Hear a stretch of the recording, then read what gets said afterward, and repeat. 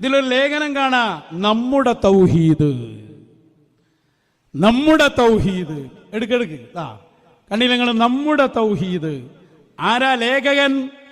അത് അപ്പുറത്തെ പേജിന്റെ നേരെ മുകളിൽ നോക്കിക്കോളൂ. ലേഖകൻ AP അബൂബക്കർ മുസ്ലിയാർ, കാന്തപുരം. ആളറിയാലോ.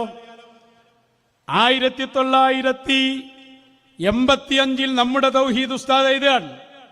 അതിൽ ആ ഭാഗം മാത്രം എടുത്തിട്ടുണ്ട്. അതിന് മാത്രം ഒന്ന് വായിച്ചു നോക്കാം. ഇനി ഇങ്ങനെ ഓരോന്നിനും ചോദിച്ചു വരണ്ട. മാലിക്കുൽ മുൽക്ക് എന്ന് പറയാൻ പറ്റോ? റഊഫ് എന്ന് പറയാൻ പറ്റോ? റഹീം എന്ന് പറയാൻ പറ്റോ? പടച്ചോന് എന്ന് പറയാൻ പറ്റുമോ? അതാ ഖാലിഖ്. അതൊക്കെയല്ലേ വലിയ ഇഷ്കാല്. എന്നാ കേട്ടതിൽ പറയാ, അള്ളാഹുവിന് 5000-ഓളം അറിയപ്പെട്ട വിശേഷണ നാമങ്ങളുണ്ട്. അതിൽപ്പെട്ടതാണ് വലിയ, നസീർ, മുഗീസ്, മുഈൻ തുടങ്ങിയ നാമങ്ങൾ. അല്പാൽപ്പം വ്യത്യാസമുണ്ടെങ്കിലും മൊത്തത്തിൽ സഹായിക്കുന്നവർ എന്നാണ് ഇവയുടെ അർത്ഥം. അള്ളാഹുവിന്റെ വിശേഷണം സൃഷ്ടികളിൽ വിശേഷിപ്പിക്കുമ്പോൾ അവരെ അള്ളാഹുവിനോട് തുല്യപ്പെടുത്തലാണെന്നും അതിനാൽ അവന്റെ സൃഷ്ടികളോട് സഹായം തേടാൻ പാടില്ലെന്നുമാണ് അല്പജ്ഞാനികളുടെ വാദം. ഈ വാദത്തിന് നിലനിൽപ്പില്ലെന്നും ഇത് അടിസ്ഥാനരഹിതമാണെന്നും ബുദ്ധിയുള്ള ഏതൊരാൾക്കും മനസ്സിലാക്കാവുന്നതാണ്. ബുദ്ധി വേണം, മന്ദബുദ്ധിയെങ്കിലും ആവണം, ഏറ്റവും ചുരുങ്ങിയത്. നിയൽവാദിയായ കിട്ടൂല. എന്നിട്ട് പറയണം, അടുത്ത പോയിന്റ് ശ്രദ്ധിച്ചോ. ഇതിവിടെ APLരെ കൊണ്ട് ഞങ്ങൾ ഖത്മ ചെയ്യാൻ പോകും. അയാൾ പറയാ, അള്ളാഹുവിന്റെ നാമങ്ങളിൽ അള്ളാഹ്ക്ക് 5000-ഓളം ഉണ്ട് എന്നാ പറഞ്ഞു. ആ നാമങ്ങളിൽ അള്ളാഹു, റഹ്മാൻ എന്നീ 2 പേരുകൾ സൃഷ്ടികൾക്ക് നൽകാനോ വിളിക്കാനോ പാടുള്ളതല്ല. അപ്പൊ സൃഷ്ടികൾക്ക് നൽകാൻ പാടില്ല അള്ളാഹ് എന്നുള്ള പേര്, റഹ്മാൻ എന്ന പേര്. ഇനി കേട്ടോ, മറ്റുള്ള ഏത് നാമവും സൃഷ്ടികളിൽ ഉപയോഗിക്കാം.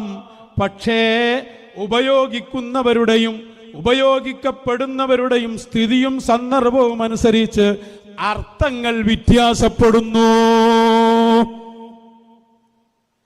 അപ്പൊ നീ കഴിച്ചില്ലായല്ലോ. അസ്മാഉൽ ഹുസ്ന എടുക്ക്.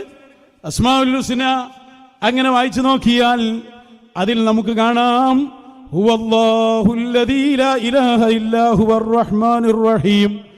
അല്ലേ? അൽ മലിക്കുൽ ഖുദ്ദൂസുസ് സലാമുൽ മുഅ്മിനുൽ മുഹൈമിനുൽ എന്നിങ്ങനെ പറഞ്ഞിട്ട് അസീസുൽ ജബ്ബാറുൽ മുതകബ്ബിർ അൽ ഖാലിഖ്. അൽ ഖാലിഖ്, പടച്ചവൻ, സൃഷ്ടിച്ചവൻ എന്നത് അള്ളാഹുവിന്റെ വിശേഷണമാണ്. സമസ്തയുടെ 60-ാം വാർഷിക സോവനീറിൽ AP ഉസ്താദ് പറയുന്നു, അള്ളാഹ്, റഹ്മാൻ എന്ന വിശേഷണങ്ങൾ ഒഴികെ, അത് പറ്റൂല്ലേ എന്ന് വേറെ ചർച്ച ഉണ്ട് കേട്ടോ, മൂപ്പര് പറഞ്ഞ ഞാൻ പറയാൻ, അത് അള്ളാഹ് എല്ലാത്തവർക്ക് നൽകുന്നതിന് കുഴപ്പമില്ല. അപ്പൊ ഖാലിഖ് എന്ന പടച്ചവൻ എന്ന വിശേഷണം അത് മറ്റൊരാൾക്ക് നൽകിയത് കൊണ്ടൊന്നും സംഭവിക്കാൻ പോണില്ല. സന്ദർഭമനുസരിച്ച് അർത്ഥം വെച്ചു കൊടുത്താൽ മതി. അതുകൊണ്ടാണ് ഖുർആനിൽ ഖാലിഖ് എന്ന വിശേഷണം ഈസ നബിക്ക് കൊടുത്തിട്ടുണ്ട്. മുജാഹിദുകളെ, ഞാൻ കഴിഞ്ഞ ഒരു പ്രസംഗത്തില് കൊയിലാണ്ടി എന്നാണെന്ന് തോന്നുന്നു, പേരോടിന്റെ ഒരു ക്ലിപ്പിട്ടു. പേരോടിന്റെ ആളുകൾ മൗലാന പേരോട് എന്ന് പാടുന്നു. മൗലാന എന്ന് പറഞ്ഞാൽ അള്ളാന്റെ വിശേഷണമാണ്. അന്ത മൗലാന, അന്ത എന്നുള്ള ലമീർ നീ കുറ്റാടിക്കല്ലേ അള്ളാഹുവിലേക്കാ. അപ്പൊ അന്ത മൗലാന എന്ന് പറയുന്ന മൗലാന, ഞങ്ങളെ രക്ഷിതാവ്, അത് പേരോടിന് മൗലാന ആകാമെങ്കിൽ മടവൂര് ഷെയ്ഖുനാക്ക് പടച്ചോനും ആകാം. അതിനെന്താ കുഴപ്പമെന്ന് ചോദിച്ചിരുന്നു ഞാൻ.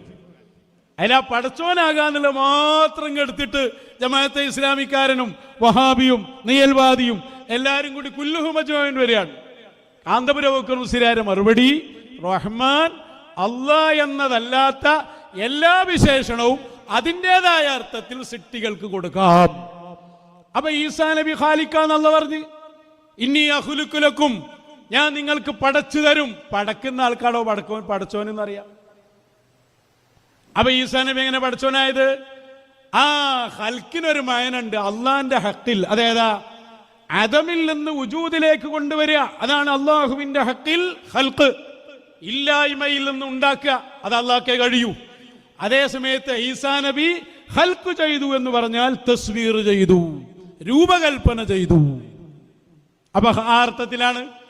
ആള് മാറുന്നതിനനുസരിച്ച് മാറാന്നല്ലേ ഇതിൽ പറഞ്ഞേ. അപ്പോ മശായിഖന്മാരെ കുറിച്ച് വല്ലവനും അങ്ങനെ പറഞ്ഞാൽ അതിന്റെ അർത്ഥം ഇവിടെയുള്ള ഈ ഹൽക്കെല്ലാം ഹൽക്കായി വരാൻ സബബായി വന്നവരാണ് കാലഘട്ടത്തിലെ അസ്ഹാബുൽ വക്തുകളായ മഹർദന്മാർ. ആ അർത്ഥത്തിൽ മാലിക്കുൽ മുൽക്ക്, ഖാലിഖ്, ഇതൊക്കെ അവരെ കുറിച്ച് പറയാം. അത് പറയാമെന്ന് എഴുതി വെച്ചത് സമസ്ത ഭിന്നിക്കുന്നതിന് മുമ്പ് പ്രസിദ്ധീകരിച്ച സോവനീറിൽ AP ഉസ്താദിന്റെ വലിയ ലേഖനം.